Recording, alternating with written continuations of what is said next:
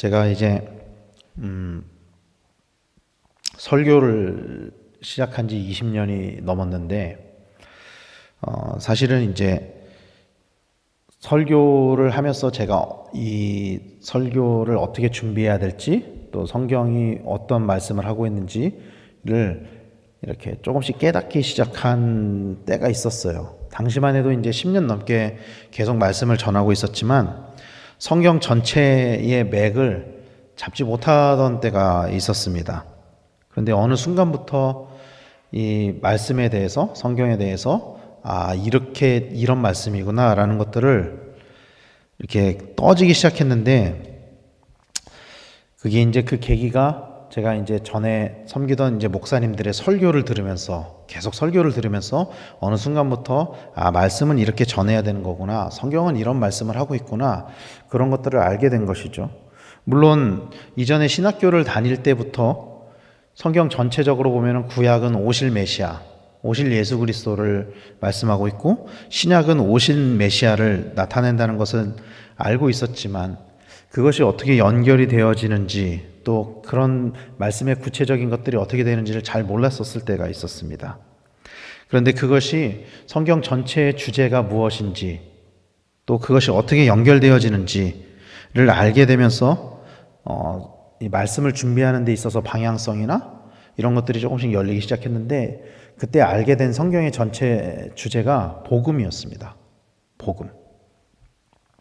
성경의 모든 주제가 복음과 연결되어져 있으며, 당시만 해도 복음이라고 하면은 제가 가지고 있었던 생각은 전도의 도구 정도로 생각을 하고 있었는데, 이 복음은 단순한 전도의 도구가 아니라 모든 그리스도인들이 가지고 있어야 하는 신앙에 있어서의 가장 핵심적인 가치구나라는 것을 깨닫게 된 거예요. 그리고 결국 그 복음이 무엇이냐 할 때 그 복음이 결국 예수 그리스도다라는 것을 알게 된 것이죠.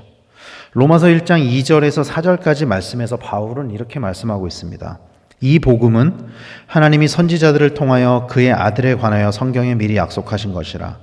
그의 아들에 관하여 말하면 육신으로는 다윗의 혈통에서 나셨고 성결의 영으로는 죽은 자들 가운데서 부활하사 능력으로 하나님의 아들로 선포되셨으니 곧 우리 주 예수 그리스도시니라. 이렇게 말씀하고 있습니다.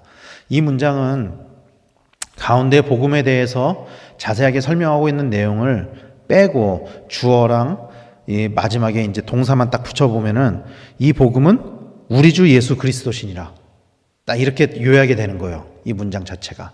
그래서 복음이 예수 그리스도라는 것을 알게 되고 나서부터 말씀을 전하는 데 있어서, 물론 여전히 말씀을 잘 전하고 있지는 못하고 부족하다고 생각은 하지만, 그러나 그때부터 이런 방향성이 잡히게 된 것 같습니다. 바울 신학의 핵심 가치는 복음입니다. 저는 복음이라고 생각을 해요. 바울 신학의 핵심 가치는. 그리고 그것은 성경이 지향하는, 성경 전체적으로 지향하는 가치라고 저는 생각을 합니다. 바울은 우리가 복음을 가져야 한다는 것을 지속적으로 권면을 했어요. 우리에게 복음이 있어야 함을 지속적으로 권면을 했습니다. 그리고 복음을 가진 사람은, 우리에게 복음이 있다면, 우리가 복음을 가지고 있다면은 그것은 단순히 전도의 도구로 제한되는 것이 아니라 그 복음이 우리 삶 전체에 있어서 영향을 미쳐야 함을 말씀하고 있습니다. 그것을 뭐라고 말씀하고 있냐면은 복음의 빛을 나타내야 한다라고 말씀하고 있는 거예요, 우리의 삶을 통해서. 그래서 오늘 본문에서도 바울은 이렇게 말씀하고 있는 것입니다. 3절 말씀에 만일 우리의 복음이 가리었으면 망하는 자들에게 가리어진 것이라. 우리의 복음이 가리었으면 이라고 말씀하고 있습니다. 복음을 가진 성도들은 반드시 이 복음을 드러내면서 살아야만 합니다. 왜냐하면 복음은 죽은 것이 아니기 때문이에요. 복음은 살아서 생명력 있게 움직이는 것이기 때문입니다. 그래서 복음은 우리 안에 가둬둘 수 없는 거예요. 복음이 우리 안에 있다면은 우리 안에 이렇게 꽁꽁 숨길 수 없다라는 것입니다. 복음을 가진 사람은 마땅히 그 복음을 가진 것에 합당한 삶을 살아야만 해요. 그 복음이 드러나야만 한다라는 것입니다. 이것을 야고보서에서는 이렇게 말씀하고 있습니다. 야고보서 2장 26절 말씀에 영혼 없는 몸이 죽은 것 같이 행함이 없는 믿음은 죽은 것이니라, 이렇게 말씀하고 있어요. 성경을 잘 몰랐을 때 저도 이렇게 생각했었어요. 바울은 은혜를 강조하고, 이게 바울 복음은 은혜를 강조하고 야고보서는 행함을 강조한다. 이렇게, 그래서 바울 복음과 야고보서는 서로 충돌하는 지점이 있다. 양쪽에. 그렇게 생각했었지만 사실은 야고보서에서도 믿음을 강조하고 있고요. 그리고 바울 복음에서도 행함을 강조하고 있습니다. 똑같이. 바울은 이것을 복음을 드러내면서 살아야 된다. 복음의 빛을 발하면서 살아야 된다라고 말씀하고 있는 것이고, 야고보서에서는 행함이 없는 믿음에 관해서 말씀을 하고 있는 거예요. 그래서 복음을 가지고 있는 사람들은 그 복음을 드러내면서 살아야만 해요. 마치 빛을 가지고 있는 사람들이 빛이 그것을 드러내려고 하지 않아도 그 자체로 드러내는 성질을 가지고 있는 것과 같은 거예요. 복음은. 오늘 바울은 4절에서 복음의 광채라고 표현을 하면서 이 복음이 반드시 빛과 같이 드러나야 한다라고 말씀하고 있습니다. 여러분, 빛은요 반드시 드러나게 되어 있고 우리가 보기 싫어도 볼 수밖에 없어요. 빛은. 우리가 빛을 거부하고 싶다고 해서 거부할 수 있는 것이 아닙니다. 빛은 우리가 보기만 한다면은 어쩔 수 없이 보일 수밖에 없는 거예요. 빛은. 복음도 마찬가지라는 것입니다. 그러나 오늘 본문에서 바울은 그럼에도 불구하고 그 빛을 보지 못하는 자들이 있다, 이렇게 말씀하고 있어요. 오늘 본문 3절과 4절을 현대인의 성경에서는 이렇게 번역합니다. 만일 우리가 전하는 기쁜 소식이 가려졌다고 해도 그것은 멸망하는 사람들에게 가려진 것입니다. 이 세상의 신인 사탄이 믿지 않는 사람들의 마음을 어둡게 했기 때문에 그들은 하나님의 모습인 그리스도의 영광에 대한 기쁜 소식의 빛을 볼 수가 없습니다. 라고 말씀하고 있습니다. 빛을 볼 수 없는 것은 전적으로 그들의 책임이라는 거예요. 그들의 문제라는 것입니다. 사탄의 지배를 받고 있기 때문에 빛을 볼 수 없다라고 말씀하고 있는 것입니다. 복음을 접해도 복음을 받아들이지 못하는 것, 우리가 복음을 전하는 사람들 혹은 복음을 가진 사람들을 봄에도 그것이 우리에게 보여지지 않는다면 그 마음을 사탄이 지배하고 있기 때문에 그것을 볼 수 없다라는 거예요. 바울은 복음을 전함에 있어서 그것이 열매를 맺지 못한다고 해도 그 문제가 복음에 있는 것이 아니다라는 것을 분명하게 말씀하고 있는 것입니다. 그리고 또한 우리가 그들과 달리 복음의 광채를 볼 수 있게 된 것은 하나님의 은혜이다라고 말씀하고 있는 것입니다.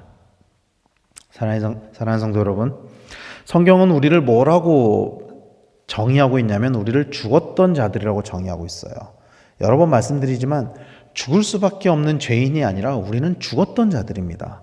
에베소서 2장 1절 말씀에 보면은 그는 허물과 죄로 죽었던 너희를 살리셨도다, 이렇게 말씀하고 있어요.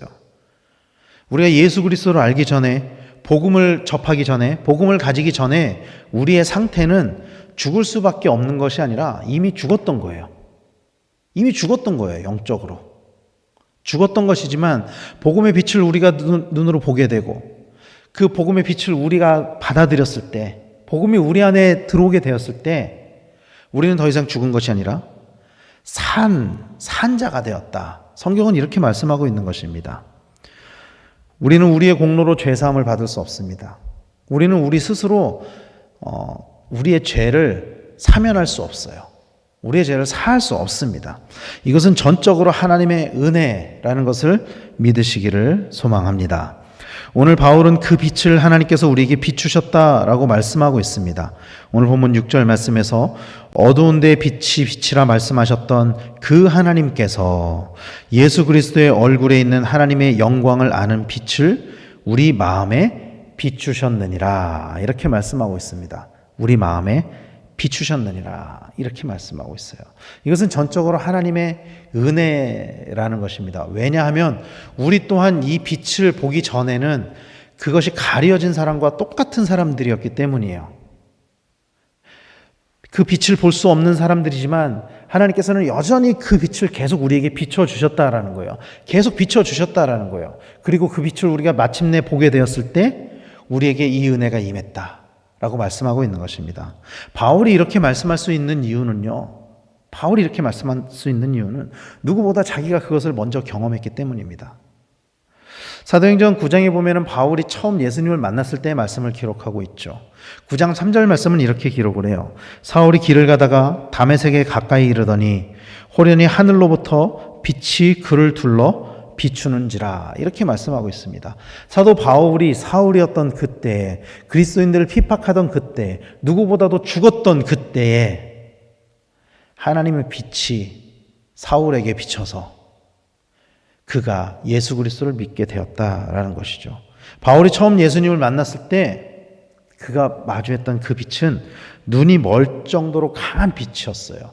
아주 강한 것을 갑자기 보게 되었을 때 순간적으로 앞이 보이지 않는 것처럼 바울은 3일 동안 앞이 보이지 않았거든요. 바울에게 이 빛은 그런 빛이었다라는 거예요. 그리고 그 빛은 바울을 구원의 길로 인도했습니다. 죽었던 바울을 그 빛이, 복음의 빛이 살린 것이죠. 바다에서 길을 잃었을 때 찾는 것이 뭐죠? 등대입니다. 등대. 등대가 등대로서 가치를 가지는 것은 그것이 빛을 발할 때입니다.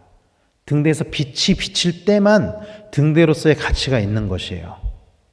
등대가 빛을 내지 못한다면 그것은 등대로서 가치를 나타내지 못하는 것입니다. 등대로서의 의미가 없는 것이죠. 사랑하는 성도 여러분, 우리는 복음을 모르는 사람들에게 등대와 같은 존재입니다. 여전히 어두움 가운데 있는 사람들에게 빛을 비춰야 하는 존재입니다. 우리는 살아있는 등대예요. 움직이는 등대예요. 우리는 그저 내 자리에서, 우리가 있는 그 자리에서 등대와 같이 복음의 빛을 비춰야만 합니다. 그들이 보든 보지 않든 간에 우리가 가지고 있는 이 복음의 빛을 드러내는 삶을 살아야만 한다라는 거예요. 그 빛을 비춰야만 한다라는 거예요. 그리고 그 빛을 보는 사람들마다 그들이 마침내 보게 된다면 복음으로 구원을 얻어야만 합니다. 이것이 하나님이 우리에게 복음의 빛을 주신 이유라는 것을 믿으시길 바랍니다. 우리가 비추는 이 복음의 빛은 그래서 우리를 드러내는 것이 아니에요. 우리의 삶은, 우리의 생활은 우리를 자랑하고 우리를 나타내는 삶을 살아서는 안 된다는 거예요. 왜냐하면 등대는 그 등대의 멋있는 모습을 나타내기 위해서 있는 것이 아니거든요. 등대는 그 안에 있는 빛을 나타내기 위해서 있는 거예요. 우리도 마찬가지로 나를 자랑하고 나를 드러내기 위해서 사는 것이 아니라 내 안에 있는 예수 그리스도를 드러내는 삶을 살아야 된다. 이것이 그리스도인의 정체성이다라는 것을 믿으시길 바랍니다. 그래서 오늘 본문 5절에서는 이렇게 말씀하고 있죠. 우리는 우리를 전파하는 것이 아니라 오직 그리스도 예수의 주 되신 것과 또 예수를 위하여 우리가 너희의 종된 것을 전파함이라, 이렇게 말씀하고 있습니다. 나를 자랑하고 나를 드러내는 것이 아닙니다. 예수님의 주 되심, 그리고 예수님을 위해 우리가 자기를 낮춰서 종노릇하는 삶, 그런 삶을 사람들이 볼 수 있게 해야 된다는 거예요. 그런 삶이 우리 삶 가운데 드러나야 된다는 것입니다. 나를 숨기고 예수 그리스도를 드러내는 삶, 나를 낮추는 삶, 물론 쉽지 않은 것이죠. 인간이 가지고 있는 본성으로는 쉽지 않은 것이죠. 그러나 우리는 그렇게 살아야만 합니다. 왜냐하면 예수님이 먼저 그렇게 하셨기 때문입니다. 빌립보서 2장 7절 8절 말씀에 이렇게 말씀합니다. 오히려 자기를 비워 종의 형체를 가지사 사람들과 같이 되셨고 사람의 모양으로 나타나사 자기를 낮추시고 죽기까지 복종하셨으니 곧 십자가에 죽으심이라. 예수님은 충분히 자기를 드러내고 자기를 나타낼 수 있는 분이었음에도 불구하고 예수님은 자기를 드러내지 않으셨습니다. 자기를 나타내지 않으셨습니다. 끝까지 하나님의 계획에 순종했습니다. 십자가에 못 박혀 죽으시기까지 복종하셨습니다. 사랑하는 성도 여러분, 그러므로 우리도 복음의 빛인 자로서, 복음을 가진 자로서, 복음의 빛을 가진 자로서 예수님을 닮은 삶을 살아가시는 우리 성도님들이 되시기를 간절히 축원합니다. 우리가 가지고 있는 그 복음의 광채를 드러내는 삶을 사시기를 바랍니다. 그래서 우리를 통해 많은 사람들이 나를 보는 것이 아니라 나를 통해서 예수님을 보게 되는 그런 일들이 우리의 삶 가운데 넘치게 되기를 바랍니다. 그래서 우리를 통해서 많은 사람들이 주님을 보고 또 그 주님을 봄으로 말미암아 바울이 그랬던 것처럼 또 우리 또한 그랬던 것처럼 그들 또한 구원을 얻게 되는 일들이, 우리가 환기하는 모든 사람들이 우리 안에 있는 이 복음의 빛을 비춤으로 인해서 구원을 받게 되는 그런 선한 영향력을 받게 되는 일들이 우리의 삶 가운데 날마다 이루어지기를 예수님의 이름으로 간절히 축원합니다. 기도하겠습니다.